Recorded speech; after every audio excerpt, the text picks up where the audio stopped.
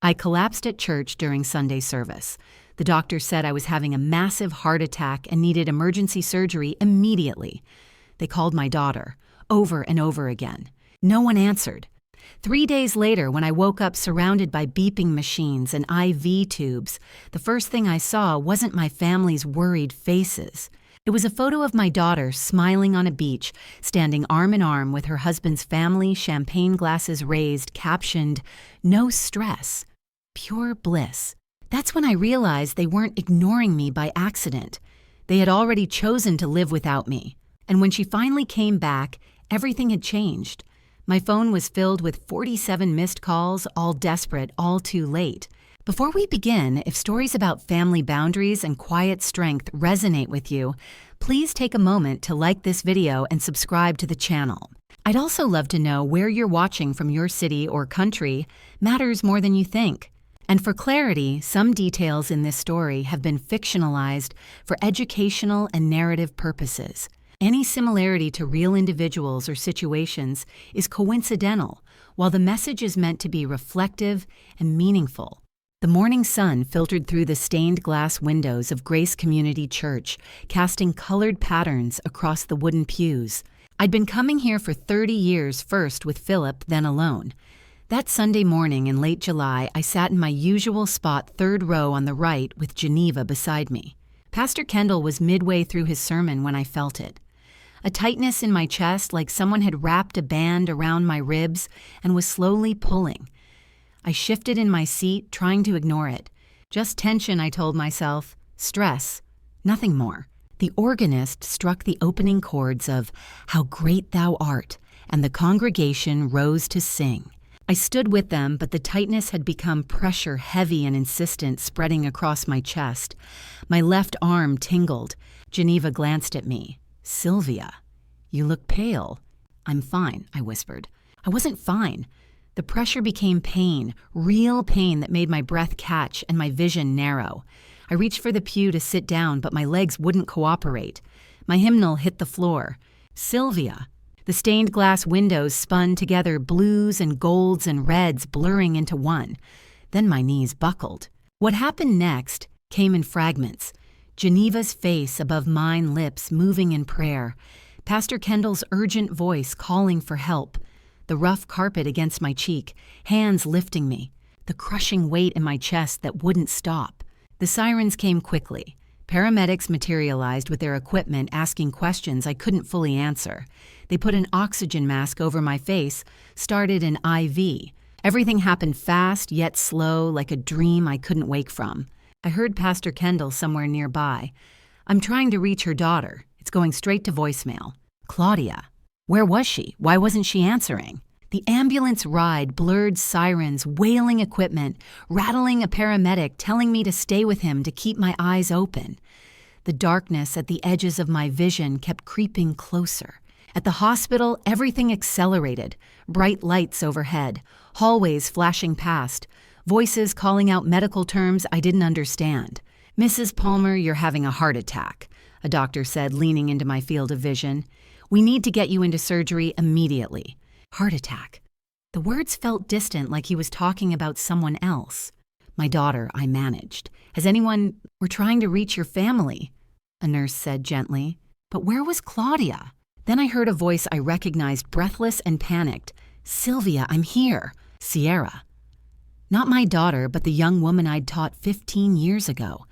She appeared beside the gurney, face pale but determined. "I'm her emergency contact," she told the nurse without hesitation. It wasn't true, but no one questioned it. "What do you need me to sign?" The nurse handed her papers. Sierra's hand shook as she wrote, but her voice stayed steady. "You're going to be okay. I'm not going anywhere." They wheeled me toward the operating room. Sierra walked alongside, holding my hand through the railing. "Claudia," I whispered.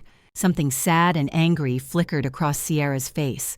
"Don't worry about that now. Just focus on getting through this." The operating room doors swung open. Sierra had to let go. The last thing I saw was her face in the small window, watching me disappear into that bright, sterile space. The last thing I thought as anesthesia pulled me under was a question that would haunt me. Where was my daughter? The surgery took 6 hours. I wouldn't know that until much later.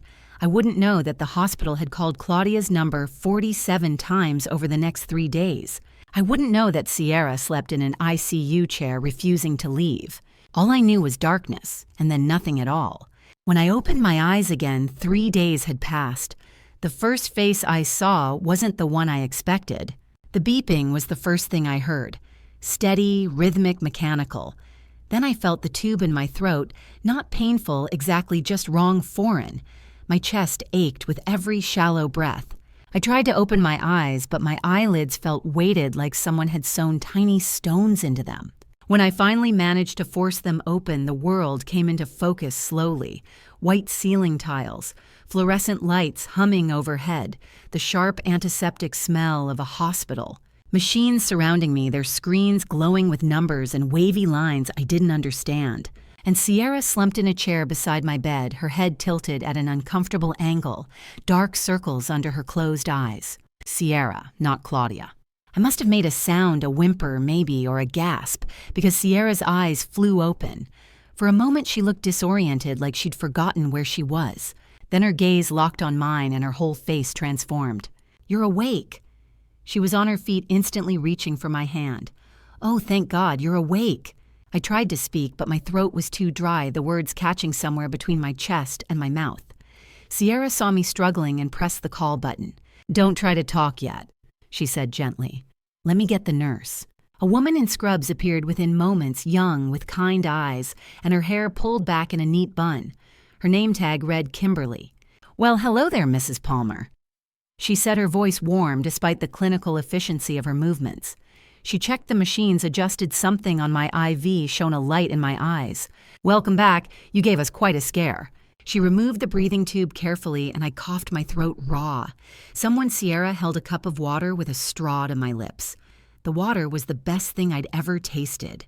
"What?" My voice came out as a croak. "What happened?" "You had a heart attack, dear." Nurse Kimberly said, her tone matter-of-fact but not unkind. "At church Sunday morning. They brought you in for emergency surgery. You've been unconscious for 3 days. 3 days." The number felt impossible, like a gap in time I'd never get back. "Your heart is stable now," she continued, making notes on a tablet. "Dr. Lawson will be in shortly to explain everything, but the surgery was successful. You're going to be okay." The relief should have overwhelmed me, but all I could think about was the empty chair on the other side of my bed, the chair where my daughter should have been sitting. My daughter. I managed my voice, still hoarse. "Claudia. Where is she?" Something shifted in Nurse Kimberly's expression. Her professional warmth dimmed slightly, replaced by something that looked like sympathy, or maybe pity. "We tried calling your family many, many times, dear," she said carefully. "Left messages. Called repeatedly over 3 days." The words landed like stones in my chest. Sierra squeezed my hand. "The hospital called," she said quietly. "A lot. No one answered. But they must have gotten the messages." I heard myself say, even as a cold feeling spread through my stomach, "Their phones must have been off, or maybe there was an emergency. I'm sure they had their reasons," Sierra said, but there was something in her voice I couldn't quite identify. Something sad and angry all at once. Before I could ask more, the door opened and a man in a white coat entered.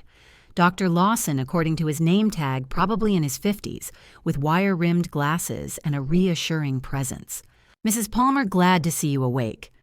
He pulled up a stool and sat down at eye level, a gesture I appreciated.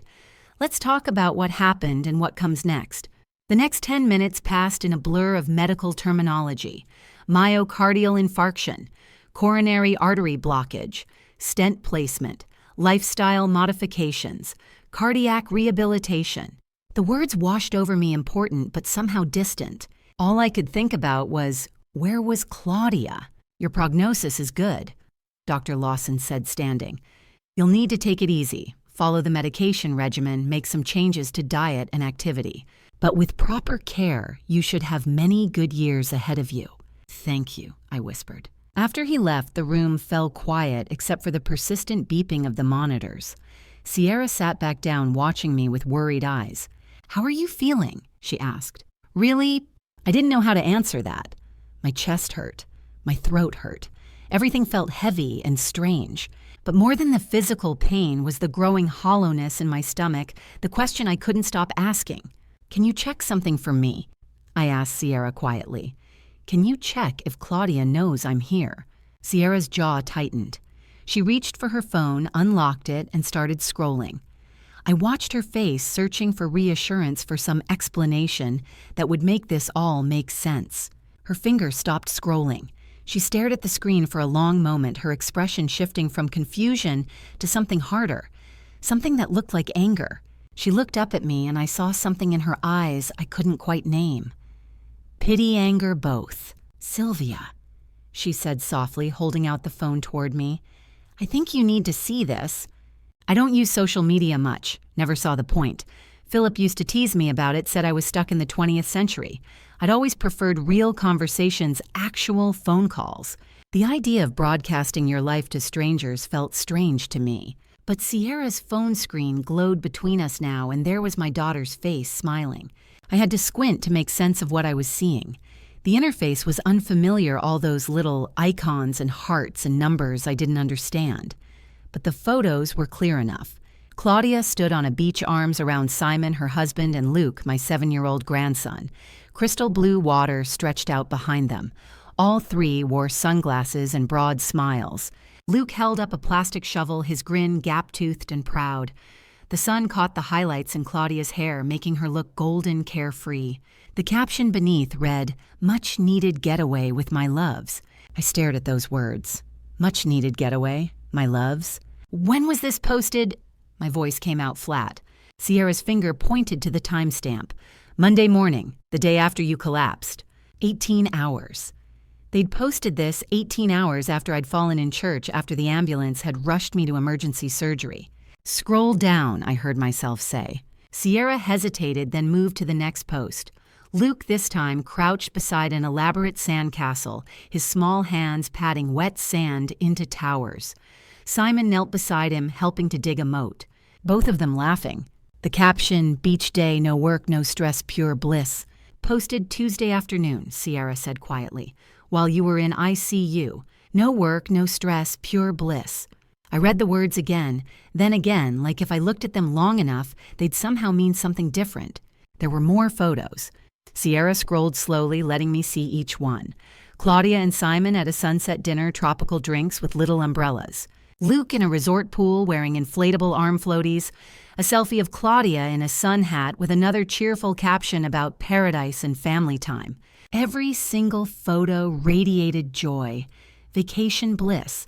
Not a hint of worry or concern, not a shadow of doubt. They knew. That's what kept circling through my mind like a skipped record. They had to know. The hospital had called many, many times, the nurse had said, left voicemails, sent messages. And yet here they were, posting happy family photos, while I lay unconscious with my chest cracked open. "They have cell service." I said the words coming out strange and disconnected. "To post these, they have service." "Yes," Sierra said. "So they got the messages." "Yes. And they just..." I couldn't finish the sentence, couldn't make my mouth form the words. "Stayed. Chose the beach over me. Chose those umbrella drinks and that perfect blue water over their mother, their grandmother lying in a hospital bed." I looked at Luke's face in the sandcastle photo. My grandson. 7 years old, all bright eyes and missing teeth and complete innocence. He didn't know. Of course he didn't. He was a child building castles, splashing in pools, having the vacation of his life. How could he know that back home his grandmother had nearly died? But Claudia knew. Simon knew. Sierra was watching me, her jaw tight with anger on my behalf. I can't believe she would... I held up my hand. I needed a moment. Needed to breathe through the crushing feeling in my chest, and this time it had nothing to do with my heart. I went back to that second post, read the caption one more time. No work, no stress, pure bliss. The realization settled over me slowly, heavy as a wet blanket. I was the stress. I was the thing they'd needed a vacation from. That's why they'd gone in the first place, wasn't it? Not to celebrate something special, just to get away from me. From the mother who called too often, who asked about Luke's school events, who wanted to be included in their lives. I'd become a burden an obligation, something to escape. Sylvia. Sierra's voice was gentle. I handed the phone back to her and closed my eyes, but I couldn't unsee those images. My daughter on that beach, that brilliant smile. My grandson building sandcastles, his whole world perfect and uncomplicated. And me alone in this hospital bed, tubes and wires keeping me alive, while my family chose paradise. When had I become someone worth leaving behind? Lying there in that hospital bed, I couldn't help but remember another hospital room. Another time my daughter wasn't there when I needed her most. The pain medication made me drowsy and memories surfaced like ghosts. 2 years ago, had it really only been 2 years, it felt like a lifetime. Philip, my husband of 40 years in a different hospital bed. Different walls, but the same relentless beeping of machines. The same antiseptic smell. The same weight of waiting for the inevitable. He'd been sick. I won't say with what it doesn't matter now. What matters is that he was dying and I'd called Claudia to tell her it was time. "Honey, you need to come," I'd said, trying to keep my voice steady. "It's time to say goodbye to your father." Her voice on the phone had been distracted. I could hear keyboard clicking in the background. "Mom, I have a huge presentation tomorrow. Career-defining. I've been working on this for months. I don't think he'll make it past your presentation." A pause, then defensive. "Don't guilt-trip me. I'll drive up this weekend, Saturday morning." "Please, Claudia, he's asking for you. Dad will understand. He always understood about my career." She'd hung up, and I'd sat there alone with Philip, holding his hand, watching him slip further away. Thursday night, he grew weaker, drifting in and out of consciousness. Each time he woke, he asked the same question, "Where's our girl?" And each time I lied. "She's coming soon, honey. She'll be here." Friday morning, 6:47 a.m. The numbers on the clock are burned into my memory. Philip took his last breath with me, holding his hand, and a nurse standing respectfully nearby. But no Claudia. She arrived Monday afternoon. The funeral was Tuesday. She came straight from the office, still wearing her work clothes, a charcoal suit and heels that clicked on the funeral home floor. At the service, she was composed, appropriate. People commented on how well she was holding up. "Your daughter is so strong," they'd said. I'd thought she wasn't here for it. After the funeral, she stayed exactly 2 days. She'd come to me Wednesday morning. "I really need to get back, Mom. Simon needs me at the office. You'll be okay, right? You're strong." Strong, that word again. She'd left that morning and I'd handled everything alone. The paperwork, his belongings, the endless questions about bank accounts and insurance policies, the crushing silence of coming home to an empty house. I'd told myself even then that people grieve differently. She was busy, she was building a career, she'd come around. 2 years later, she never had. The visits grew shorter, the phone calls less frequent, holidays became obligations she tried to avoid. And I kept making excuses for her, kept believing that the daughter I'd raised was still in there somewhere, just temporarily buried under deadlines and presentations. But she wasn't. This was who Claudia had become. Maybe this was who she'd always been, and I just refused to see it. The nurse came in, then pulling me back to the present. Her name tag said Kimberly, the same kind one from earlier. She adjusted my IV, checked the monitors. "How's the pain?" she asked. "Manageable." I said, though, I wasn't sure which pain she meant. The physical one in my chest or the older, deeper one that had been there for years. After she left, I lay there staring at the ceiling tiles, connecting the dots I'd refused to see before. 2 years ago, Claudia had chosen a presentation over her father's deathbed. This time, she'd chosen a beach vacation over mine. It wasn't grief. It wasn't coping. It wasn't being too busy or too stressed. It was a pattern, and the pattern was clear. I had never been her priority. In the days that followed, as my strength slowly returned, I found myself remembering. Not just Philip's death, but everything that came after. All the small rejections I'd made excuses for. I'd spent 2 years trying harder. After Philip died, I was terrified of losing Claudia too.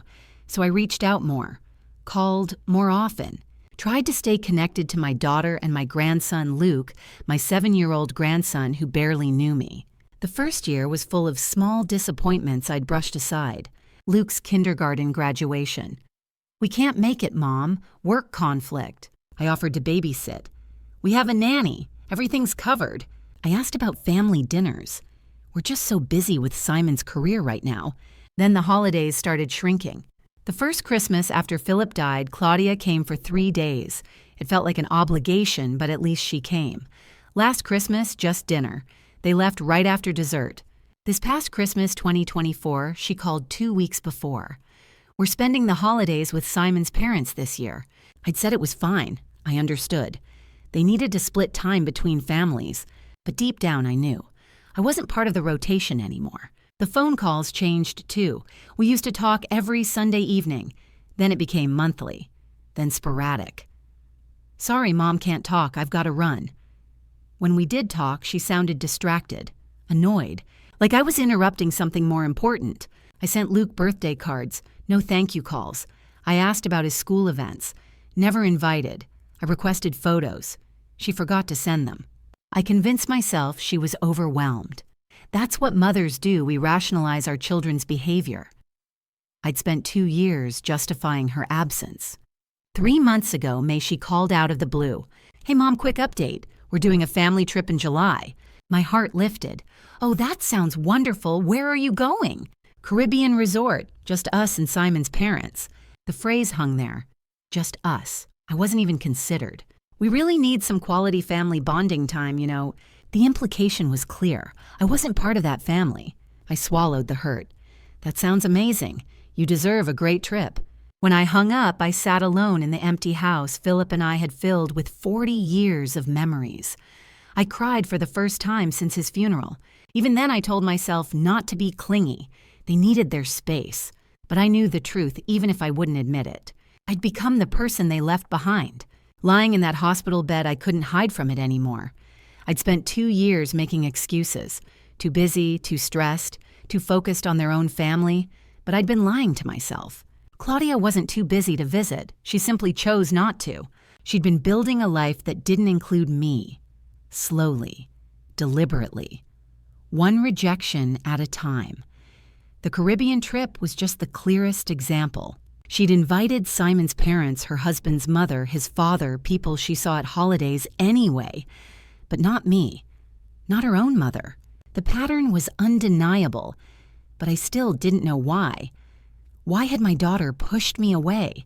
Why had I become someone to avoid those answers would come soon enough, and they would hurt worse than the heart attack? While I lay there drowning in painful memories, I became aware of Sierra in the corner of the room. She'd pulled a chair close to my bed, reading a book and checking on me every few minutes. She'd been doing this for 4 days straight. Earlier, Nurse Kimberly had remarked, "That young woman is so devoted to you." I watched Sierra now feeling grateful but also confused. Why would a former student do this when my own daughter wouldn't? Then the memory came back, 15 years ago, 2010. Sierra was in my 11th grade English class. A quiet kid who sat in the back hood pulled up, slouched down like she wanted to disappear. She was failing tests, sleeping through discussions. Other teachers complained, "That girl doesn't even try." But I noticed something they didn't. The way her hands shook when she turned in assignments. The dark circles under her eyes. Things at home were hard. I didn't know details then, but I recognized the signs of someone drowning. One afternoon in April, Sierra stayed after class. I was grading papers, looked up. She was standing there, tears streaming down her face. "Mrs. Palmer, can I talk to you?" She sat down, completely broke down. "I don't know if I can keep doing this," she said. She was 16, desperate. Doing what? Any of it. School, home. Pretending I'm okay when I'm not. It was the kind of confession that terrified me. She was struggling, thinking about giving up. "Hey, look at me." I moved closer. "Your life matters. You matter to me." That was the beginning. I started tutoring her after school, 3 times a week, unpaid. My choice. I connected her with the school counselor. Sometimes she just needed a safe place to sit.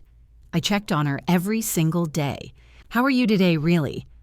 I brought extra lunch, made sure she ate. I advocated with other teachers, give this kid a chance. Slowly things changed. Her grades improved. She started participating in class. She smiled more. By senior year, she was thriving. Graduation day, 2011. Sierra found me in the crowd, hugged me so tight I could barely breathe. "You saved my life, Mrs. Palmer. Literally, I will never forget that." We stayed in touch. She updated me through college, got her degree in social work. Because of you, she said. Now she helped struggling teens. Paying it forward. She still called me every month. Visited on holidays. When Philip died, she came to the funeral, held my hand through the entire service. And now here she was, sleeping in an ICU chair, refusing to leave, while my daughter posted beach photos. I'd told Sierra 15 years ago that her life mattered. Now she was showing me that mine did too. My daughter, the child I'd raised, loved, sacrificed for, she was sipping tropical drinks. And Sierra, who owed me nothing, she hadn't left my side for a second. Day 4, late afternoon. Geneva set the flower arrangement on the bedside table and sat down carefully, like she had something heavy on her mind. "These are from the church community," she said. "Everyone's been praying, asking about you." "That's kind of them. Pastor Kendall sends his regards. He'll visit tomorrow." Geneva fidgeted with her purse strap, clearly anxious. I recognized that look. "What is it, Geneva?" She hesitated. Then, "There's something I need to tell you. I've been debating whether I should—" A pause, then she exhaled. "Sylvia, your daughter called me last week." I blinked. "Claudia called you. They barely knew each other." "Yes, out of the blue. We hadn't talked in months, years maybe." "What did she want?" Geneva shifted uncomfortably. "At first, she was friendly, asked about church, how I was doing. Then the questions started getting strange. Strange how," she asked, "how does my mom seem to you lately, Geneva?" I didn't understand. "What do you mean?" "Does she seem sharp mentally, I mean?" I felt Sierra's presence in the corner. She'd stopped reading. Geneva continued. "I told her, of course you were sharp. You're as mentally clear as anyone I know." "What did she say?" She kept pushing. "No memory issues, forgetting things." Repeating stories, seeming confused about dates or events. I got defensive. I said, "Absolutely not. Your mother is fine." Geneva's voice dropped. She said, okay.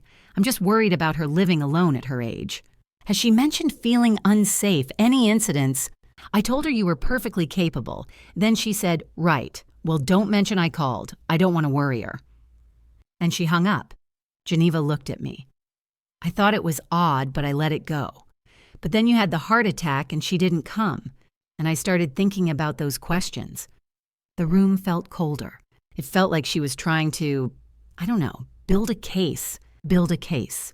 The phrase hung in the air. Like she was trying to make people think you were declining.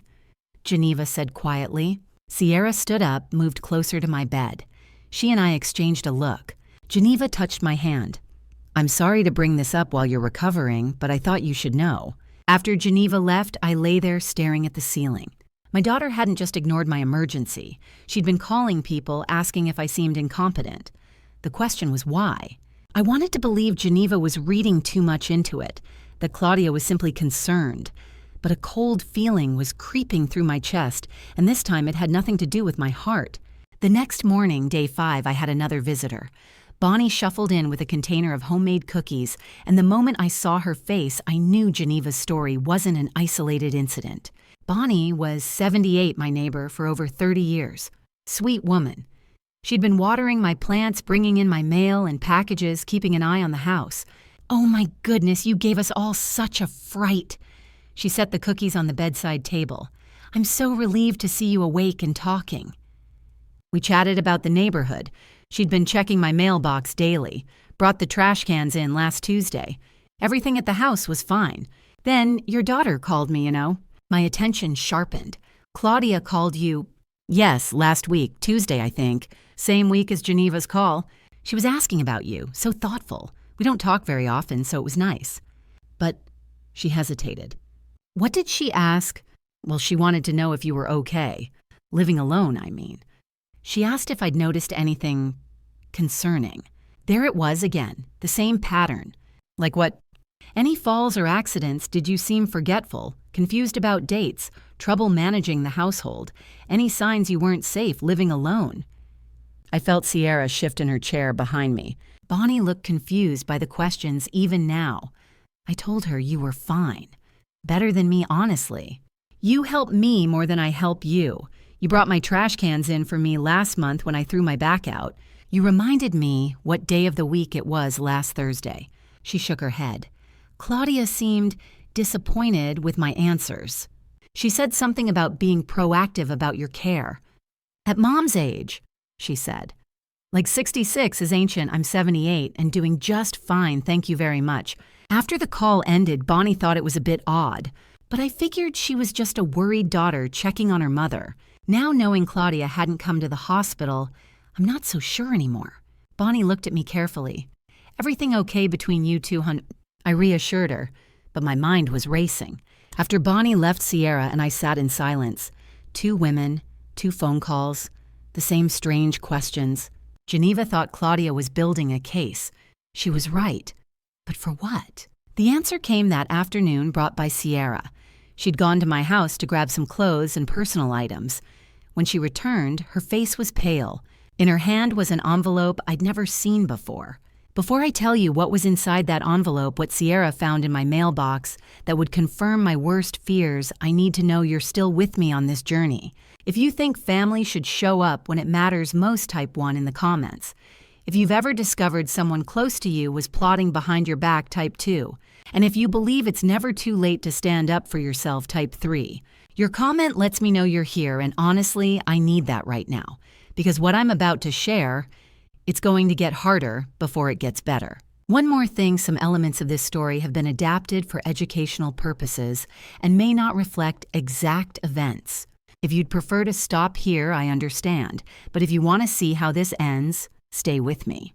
Sierra stood in my hospital doorway holding a yellow envelope like it might bite her. "Sylvia," she said quietly, "you need to see this." It was late afternoon, day 5. She'd gone to my house earlier to grab clothes and personal items. While there, she'd checked the mailbox, found this waiting. She handed me the envelope. Her face told me everything before I even looked. The return address read Sunrise Senior Living, a facility in the neighboring county, addressed to my home. My hands shook as I tore it open. Inside was a glossy brochure, the kind with professional photos, elderly people smiling over coffee, participating in art classes, sitting in a bright, cheerful dining room. At the top in bold letters, Memory Care Services. Below that, assisted living for seniors who need specialized support. 24/7 medical care in a comfortable environment. For someone who actually needed help, this place might be wonderful. But I didn't need help. Not like this.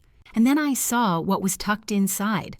An inquiry form, partially filled out. Someone had already started the application process. For me, patient name Sylvia Palmer, age 66. Then came the checkboxes, 4 of them, all marked. Memory issues checked. Confusion and disorientation checked. Unsafe living alone checked. Family concerns about care checked. Every single box, every single one a lie. I felt Sierra move closer, reading over my shoulder. The medical history section sat blank, waiting for information, presumably from hospital records Claudia hoped to access. Then I saw the emergency contact line. Claudia Palmer Martin, daughter. Her phone number neatly filled in her handwriting. The authorization signature line at the bottom blank. I checked the postmark, 5 days ago, mailed 1 day before I collapsed at church.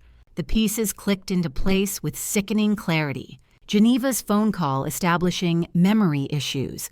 Bonnie's phone call establishing unsafe living alone. This brochure, this inquiry formed the plan. She was building a case, I said aloud. My voice sounded strange, distant. Sierra sat down in the chair beside my bed. "Keep reading." I looked at the bottom of the form. The financial section.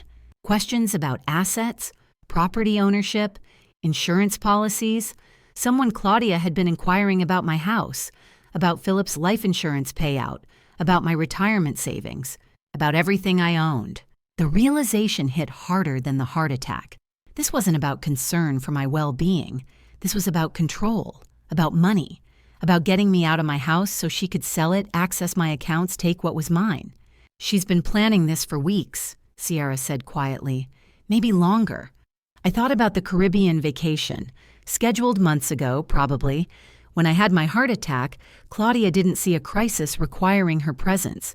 She saw an opportunity, A medical emergency would strengthen her case. See, Mom literally collapsed in public. She can't handle living alone. Except I hadn't been alone. My church family had been there. Sierra had been there within minutes. Pastor Kendall had called 911. Geneva had held my hand. Claudia had been sipping drinks by a pool. And now she wanted everything. The betrayal felt physical. Worse than the chest pain that had dropped me on the church floor. This was my daughter, the child I'd raised. The person I'd defended made excuses for loved unconditionally. She'd been gathering testimonies about my supposed decline, filling out forms with lies, planning to force me into a facility against my will. All so she could take my home, my independence, my life. I stared at that inquiry form, at those checked boxes, at my daughter's handwriting, at that blank signature line, until the words blurred. She needed my signature, or she was planning to forge it. Either way, she'd made her move. Sierra touched my hand. "What do you want to do?" I closed my eyes, then opened them. That night, lying in the darkness after visiting hours ended, I made a decision. Claudia thought she was 3 steps ahead. She'd underestimated her mother. It was time for me to make my move. The next morning, Dr. Lawson cleared me for discharge. Sierra drove me home, not to some small apartment I'd eventually moved to, but to the house Philip and I had shared for 40 years. The house Claudia wanted to take from me. Sierra helped me up the front steps carefully. Inside, everything felt both familiar and strange. The same furniture, the same photos on the walls. But I was different now. She got me settled, arranged my medications, reviewed the doctor's instructions, made sure I had everything I needed. "Are you sure you'll be okay here alone?" she asked, hesitant to leave. "I need to do something," I told her. "Alone." She understood, hugged me, left. That evening, I sat in Philip's old armchair, the one he'd read the newspaper in every morning for decades. I looked around at our life together. Wedding photos, pictures of baby Claudia, Luke as a toddler, 40 years of memories in this house. Claudia wanted to take all of this away, put me in a facility, sell everything we'd built. That wasn't going to happen. I picked up the phone, called Ms. Catherine Brennan, our family lawyer. "Sylvia, I heard about your heart attack. Are you all right?" We talked for a few minutes about my recovery. Then I got to the point. "Catherine, I need to change my will urgently." Her tone shifted.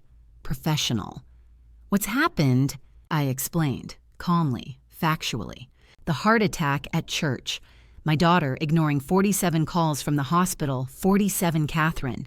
She was on vacation, posting on social media the entire time. Then I found the nursing home inquiry, the phone calls to my friends trying to build a case that I was declining. Ms. Brennan listened, silent. When I finished, she said quietly, "I'm not surprised. Unfortunately, I've seen this before. Adult children sometimes." She paused. "Well, what are my options? We can revise your entire will, set up a trust for your grandson that his parents can't access, disinherit your daughter completely, make charitable bequests. You maintain control until you pass. This is permanent, Sylvia. Once it's done, it's very difficult to reverse. Are you absolutely certain?" "I've never been more certain of anything in my life." "All right, give me 3 days to draft everything." We made a plan. Ms. Brennan would prepare new documents, a trust for Luke with her as trustee, charitable donations to the church, a scholarship fund in Philip's name, youth programs Sierra worked with. Claudia would get nothing. We'd schedule an estate meeting, present it as routine. Claudia would come expecting to discuss her inheritance. The reading would be a surprise. "I'll have everything ready by day 9, Ms. Brennan said. "We'll meet on day 10, Thursday." After we hung up, I sat in Philip's chair for a long time. I felt something I hadn't felt in years. Not revenge. This wasn't about punishing Claudia. This was about protection, about justice, about taking back control of my own life. My daughter had tried to manipulate everyone around me, to paint me as incompetent, to steal my home and my independence. She'd underestimated her mother. For the first time in 2 years, I felt like myself again. Not the woman desperately trying to earn her daughter's love, but Sylvia Palmer, teacher, widow, survivor. And I wasn't finished yet. 3 days later, my phone rang. Claudia's name lit up the screen. She'd returned from her vacation paradise, and she had no idea her world was about to change. Day 9. I let the phone ring 3 times before answering. When I picked up, Claudia's voice poured out in a rush of panic that would have been very convincing if I hadn't seen her posts online. "Mom, oh my God, Mom, I just saw all these messages." My voice was calm, controlled. "Hello, Claudia. Are you okay? What happened? The hospital called?" She said the hospital. Singular, not hospitals. She knew it was serious. "I had a heart attack." Silence on the other end. "A heart attack when?" 9 days ago, Sunday service at church." Another silence, longer this time. Then she recovered. "Oh my God, we were out of the country, completely offline." A lie. She'd posted photos online multiple times. Beach shots, dinner photos, clear captions about relaxation in paradise. "Mom, our phones just did not work. No service at all." Another lie. They had international plans. The resort had Wi-Fi. I knew because she'd tagged the location. "How bad was it? Are you okay? Did you need surgery?" Questions now, too late.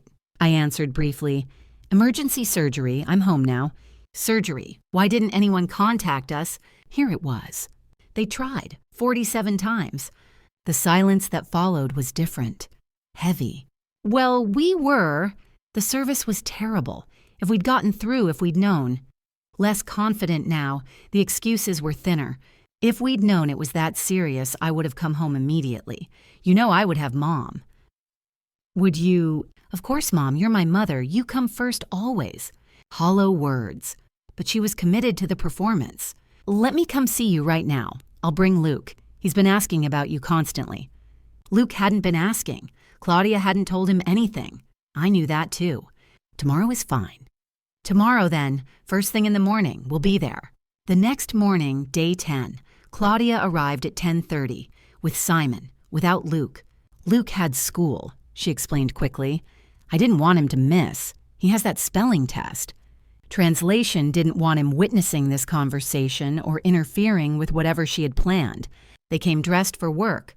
Claudia in a crisp business suit, Simon in gray pinstripes, straight from the office. This wasn't a priority visit, it was squeezed between meetings. A quick hug. Claudia's arms around me briefly, then releasing. No warmth. "Glad you're feeling better, Sylvia," Simon said with professional politeness. We sat in the living room. They took the sofa. I took Philip's chair. 20 minutes of shallow conversation followed. Claudia talked about the vacation. It was exactly what we needed. The resort was incredible, 5 stars, right on the water. Luke learned to snorkel, and the food, Mom, the food was amazing. She described meals, excursions, the spa, Simon's golf game. Almost no questions about the heart attack. My recovery. How I was managing alone. Whether I needed help. She checked her phone twice. Simon glanced at his watch once. After about 10 minutes of vacation stories, I said, "I need to discuss something with you both." The shift was immediate. Body language changed. They both leaned forward, suddenly attentive. "About my will, my estate. There are some updates that need to happen after this health scare." Claudia's eyes brightened. She tried to hide it. Failed. Simon nodded with rehearsed seriousness. "Of course. That's very wise after a significant health event. Estate planning should always be current. Can you meet with Ms. Brennan Thursday at 2 o'clock? Claudia, too eager. "Absolutely, we'll be there. Whatever you need, Mom." "We're here for you," Simon added. "Whatever you need to put in place." They stayed exactly 20 minutes total, left with promises to stop by again soon and check in more often. "Love you," Claudia called from the door. Empty, automatic. I watched them drive away from my front window. Claudia was probably on her phone already talking to Simon about the estate meeting. They thought they were coming to discuss their inheritance, to secure their financial future. They had no idea they were coming to lose it. Thursday morning, I woke early. Put on my best dress, the navy one Philip had always loved. If I was going to do this, I was doing it with dignity. Sierra picked me up at 1:30. "You ready?" she asked. I nodded. I'd never been more ready for anything. Ms. Brennan's office smelled of leather and old books. I'd been here before for Philip's will for estate planning over the years, but I'd never felt the way I did walking in that Thursday afternoon powerful. The conference room had wood paneling, floor-to-ceiling bookshelves, and a large mahogany table surrounded by leather chairs. Professional, serious, exactly the right setting for what was about to happen. Sierra and I arrived at 1:45. Ms. Brennan greeted us warmly. "Everything's ready, Sylvia. Are you absolutely certain?" "Completely certain."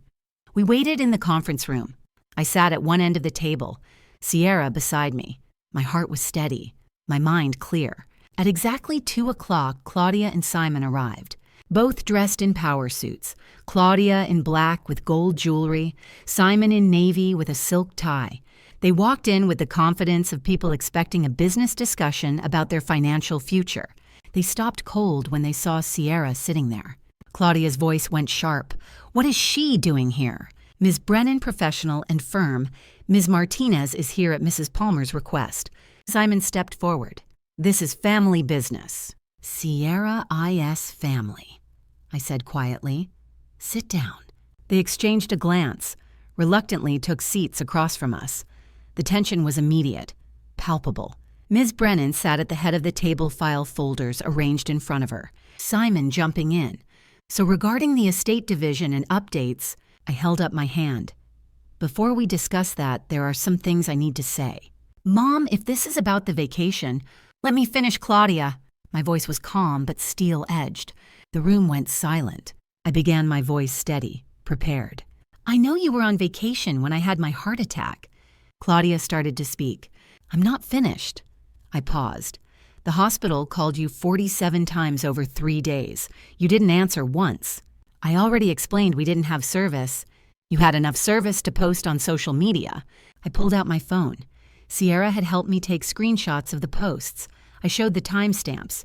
Posted while I was in the hospital.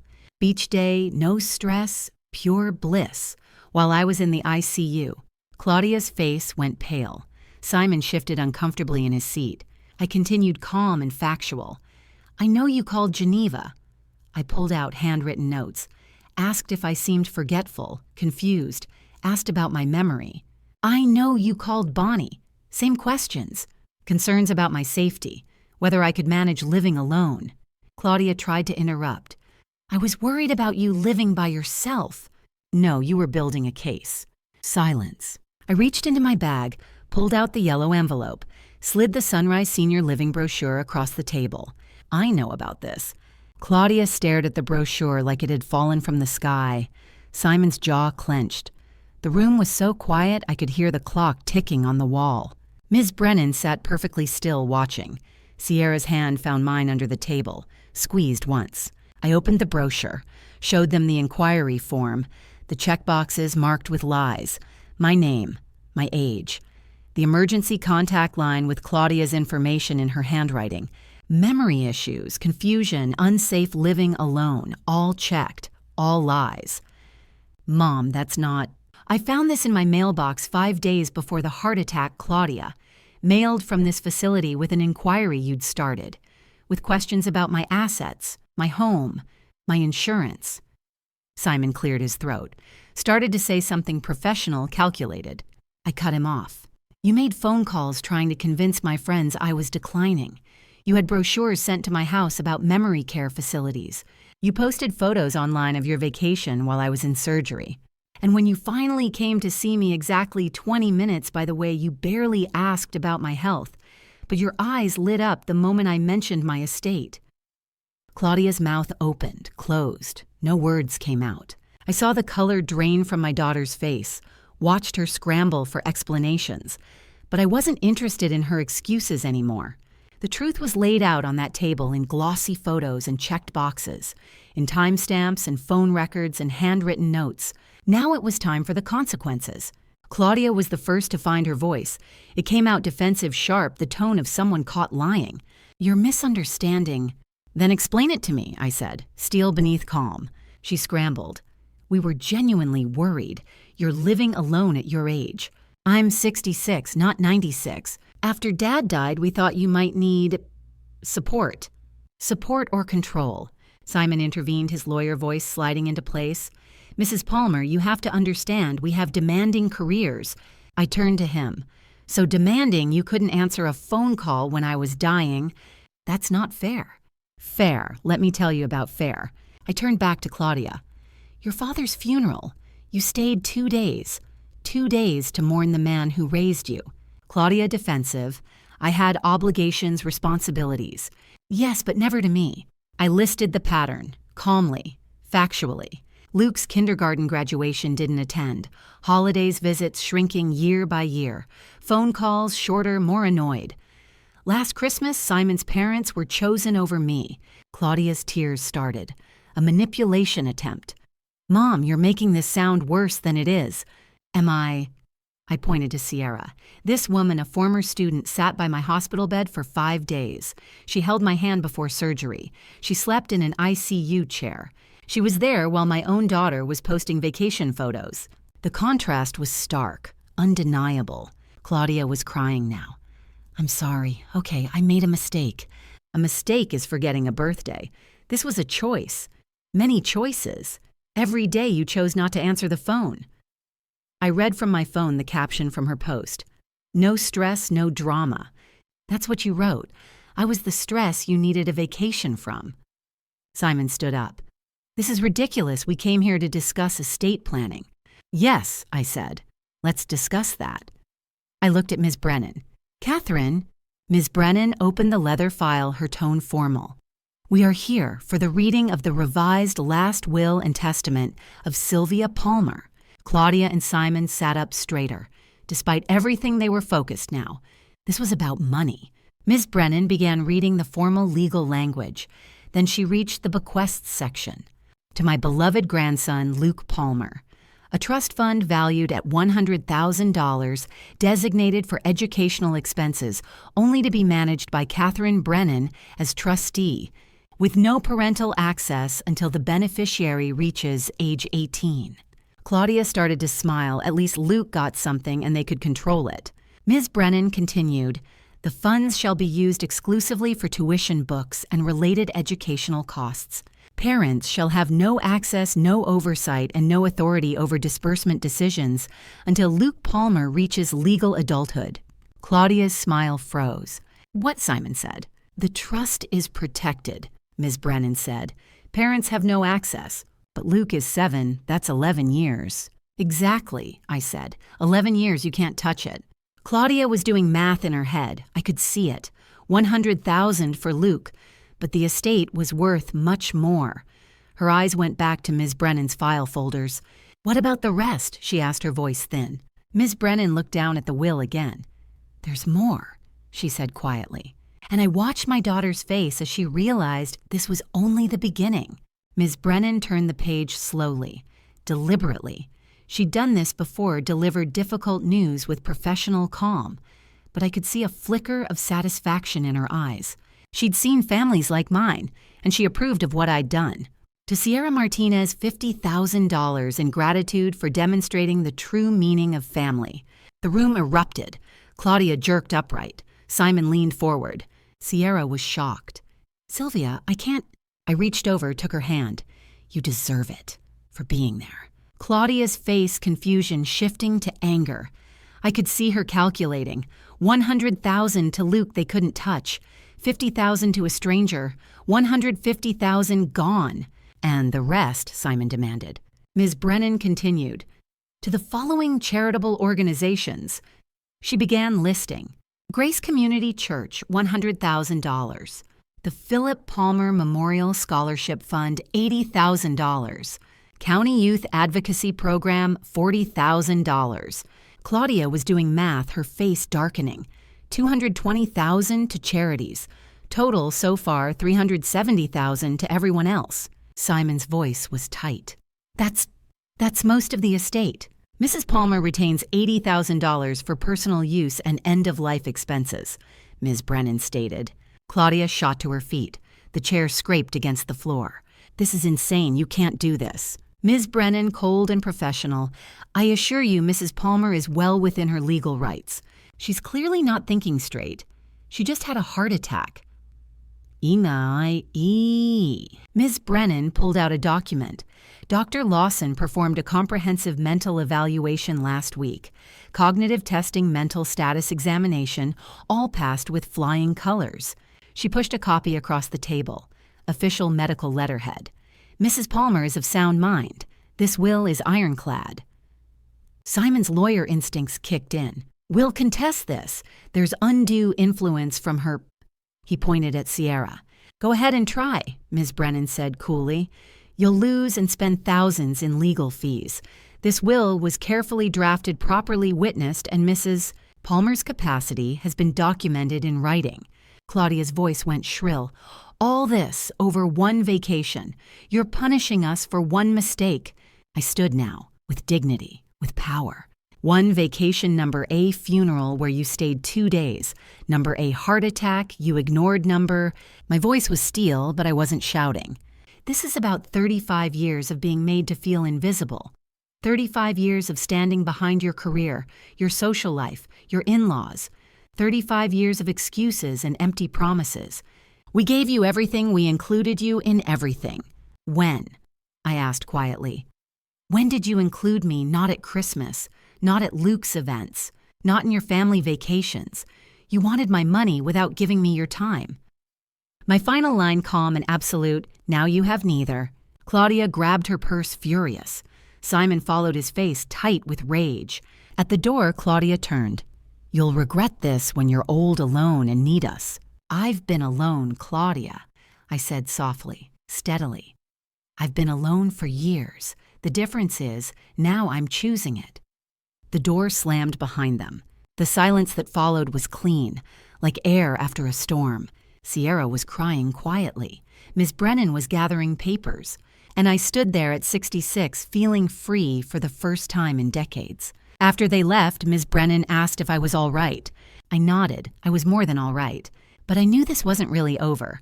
The hard part wasn't cutting them off. It was living with that choice. In the days following the confrontation, my phone rang constantly. Never Luke Claudia made sure of that, but Claudia herself trying every tactic she'd learned in her business career. The first call came 2 days later, crying. Mom, please, I'm really sorry. I made terrible mistakes. Can we talk in person? I'll explain everything. My voice was firm but not cruel. Actions have consequences, Claudia. Are you really going to throw away 35 years over this? You threw them away, not me. I hung up. More calls came over the following days. I ignored most, answered some. Each call a different tactic. Anger. You're being ridiculous, vindictive. Guilt. Dad would be so disappointed in you. Manipulation. Think about Luke. You're hurting your grandson. Negotiation. What if we do family therapy together? My responses stayed brief. Boundaries clear. I'm not discussing this further. Simon called too. Please reconsider. This affects Luke's future. Luke has $100,000 for college, I said. That's more than you've saved for him. That's not fair. Ignoring 47 phone calls wasn't fair either. I hung up. The boundaries held. The calls tapered off. News travels fast in a small town. Geneva told Pastor Kendall I'd given her permission. The church community learned the basics. Heart attack. Family absent. Will changed. The community response was mixed, but mostly supportive. Some felt uncomfortable, didn't know what to say. Most were supportive. We noticed she never came to visit. One church member said, she always had reasons for everything. Another, we saw how you lit up when Sierra came. Never saw that with your daughter.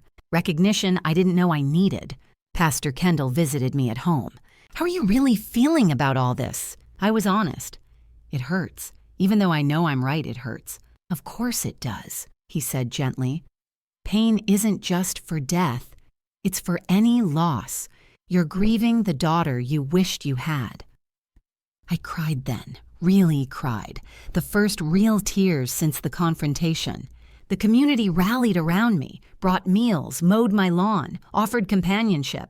Sierra visited every day, helped with my recovery exercises. Physical therapy was progressing well.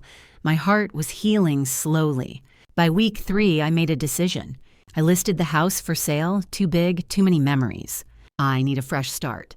I found a small apartment near Sierra, near the church. 1 bedroom, manageable, affordable. The moving process was healing, sorting through Philip's things, my things, learning to let go. Some items went to charity, some to Sierra, some I kept. Week 4, the house sold quickly. Good market. The money went into my estate, most already designated for charities and Luke's trust. I kept my $80,000. Moving day came. Sierra and friends from church helped. The apartment was small but cozy. It felt like home immediately. Less to clean, less to maintain, more freedom. Geneva came by with a housewarming gift. "You look lighter," she said. I realized I was. 1 month after the confrontation, I was sitting in my new apartment drinking tea when someone knocked. I opened the door. Sierra stood there holding someone's hand. Someone small. Someone I'd missed every day. Luke looked up at me with Philip's eyes, those warm brown eyes I saw every time I looked at my grandson. "Hi, Grandma," he said shyly, and my heart, which had been through so much, felt like it wanted to burst. I knelt down carefully, my heart still healing, and pulled Luke into my arms. He smelled like grass and sunshine and childhood. When I looked up at Sierra through tears, she was smiling. "I missed you so much, Grandma," Luke said into my shoulder. "I missed you too, sweetheart, so much." Sierra explained, sort of. "He kept asking about you. I thought, well..." She trailed off. Whether Claudia knew or permitted this visit, neither of us said. I didn't ask. We spent the afternoon together. Cookies I'd baked that morning, stories, coloring books spread across my small kitchen table. Luke told me about school, his friends, his swim lessons. Then he pulled something from his backpack. "I made this when you were sick. Mom said she'd give it to you." A drawing, stick figures. "Get well, Grandma, I miss you," in wobbly child handwriting. My heart broke and healed at the same time. "She didn't give it to you?" Luke asked, confused. "She must have forgotten, honey, but I have it now." I put it on the fridge immediately, where it belonged. Luke looked around the apartment. "This is your new home." "It is. Do you like it?" "It's cozy," he said. Philip used to say that, my heart squeezed. 3 hours passed. Games, snacks, laughter. As Sierra prepared to leave, Luke asked, "Can I come back?" I looked at Sierra. She nodded. "Yes, I'll make sure of it." After they left Sierra and I sat in silence. "Thank you," I said. "He's your grandson," she said simply. "You deserve to be with him." We didn't discuss what Claudia might think.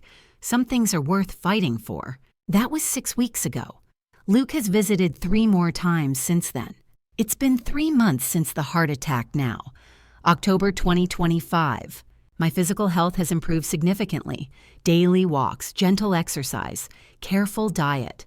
Dr. Lawson says my recovery is remarkable for someone my age. My mental health is better than it's been in years.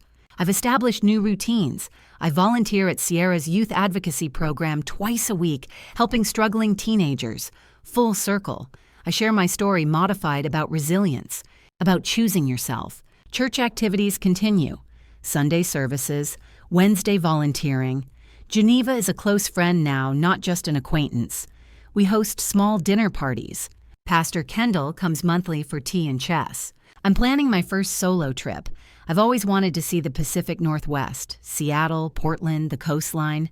I booked it for spring using part of my $80,000. I'm scared, I'm excited. It's the first trip without Philip in 40 years. But I'm doing this for myself. The apartment feels like home. Philip's photo sits on the mantel. Luke's drawing decorates the fridge. Sierra's housewarming plant is thriving. Books are everywhere. I'm finally reading for pleasure. My phone hasn't rung with Claudia's number in weeks. It's a mix of relief and sadness. Sometimes I wonder, will she ever change? Will we ever reconcile? I don't know the answer, but I know I chose right. People ask me about family now. What is family really? Blood is thicker than water, they say. But the full saying is, the blood of the covenant is thicker than the water of the womb. The bonds we forge in loyalty are stronger than biology. I'm 66 years old. I survived a heart attack. I lost my daughter, though I'm not sure she was ever really mine to lose. But I gained clarity, freedom, self-worth. The future is uncertain. Claudia may change. She may not. Our relationship may heal. It may not. But I know this, I've stopped making myself small. I've stopped trying to earn love from people who don't want to give it. Sierra visits twice a week. Luke came yesterday, his 4th visit. Pastor Kendall calls every Sunday evening. Geneva and I have book club every Thursday. The teenagers at the program call me Mrs. Sylvia. And there's a plane ticket sitting on my desk, leaving in 2 weeks. My first solo adventure in 40 years. It's terrifying, it's exciting, it's mine. People say it's never too late to start over. I hope they're right. Because at 66, I'm finally learning who I am when I'm not trying to be what others need. And you know what? I think I'm gonna like that person. And to you listening to this story, remember, this God places people in our lives for a reason. Some to teach us, some to test us, and some like Sierra to show us what true family really means. When I collapsed in that church 3 months ago, I didn't know it then, but God was already preparing a different path for me. A path where I would learn that His love doesn't require me to shrink myself to receive it. I've mentioned God 3 times in these final moments because faith carried me through the darkest hours. When my daughter chose a vacation over my hospital bed, God sent a former student to hold my hand. When my family abandoned me, God surrounded me with a church community that showed up. And when I thought I'd lost everything, God reminded me that He'd been there all along. I just had to stop begging for scraps from people who'd already decided I wasn't worth the meal. This is one of many family drama stories I've witnessed in my 66 years, family drama stories that taught me hard lessons about loyalty and love. But what makes grandma stories like mine different? What makes these grandma stories worth sharing is this. We often think we're too old to start over, too tired to set boundaries, too late to demand respect. I'm here to tell you you're not. Don't be like I was. Don't spend decades making yourself invisible, hoping that if you're quiet enough, small enough, convenient enough, people will finally see your worth. They won't, because people who truly love you don't need you to audition for their affection. Don't be like I was answering every call, accepting every excuse, believing that blood automatically equals loyalty. It doesn't. I wasted years thinking that being a good mother meant accepting whatever crumbs my daughter offered. I was wrong. Don't be like, I was afraid to use your voice, afraid to name the hurt, afraid that setting boundaries makes you selfish. It doesn't. It makes you sane. Here's what I believe now, looking back. Family isn't who shares your DNA. Family is who shows up when your heart stops beating. Family is who sits in uncomfortable hospital chairs for 5 days straight. Family is who brings you housewarming gifts for your tiny apartment and tells you that you look lighter, freer, more yourself. These family drama stories, the real ones, the messy ones, the painful ones like mine, they all share a common truth. Love that requires you to disappear isn't love at all. And grandma stories like mine exist to remind younger generations that it's never too late to choose yourself. No matter how old you are or how long you've been waiting for someone to choose you first. I turned 66 this year. I survived a heart attack. I lost my daughter but found my worth. And if my story helps even one person set a boundary, walk away from toxicity, or recognize that chosen family is just as valid as biological family, then every painful moment was worth it. So here's my final thought. You teach people how to treat you. For 35 years, I taught my daughter that she could ignore me, exclude me, manipulate me, and I'd still be there with open arms and an empty inheritance waiting. When I finally changed the lesson, she didn't like it. But that wasn't my problem anymore. If this story resonated with you, I'd love to hear your thoughts in the comments below. Have you ever had to set boundaries with family? Have you found your own chosen family? Your story might be exactly what someone else needs to hear today. And if you found value in my journey, please consider sharing this video with someone who needs to hear it and subscribe to this channel for more real stories about courage, boundaries, and second chances. Thank you so much for staying with me until the end, for listening to an old woman's story about heartbreak and healing, for being part of my chosen family today, even if just for these few moments. One final note. Some stories on this channel may include fictionalized elements created for educational purposes. If you prefer different content, please feel free to explore other videos that align with your preferences. But if you're here for the lessons, the hope, and the truth that it's never too late to reclaim your life, then welcome. I'm so glad you're here. Until next time, remember, the only approval you truly need is your own and God's. Everything else is just noise.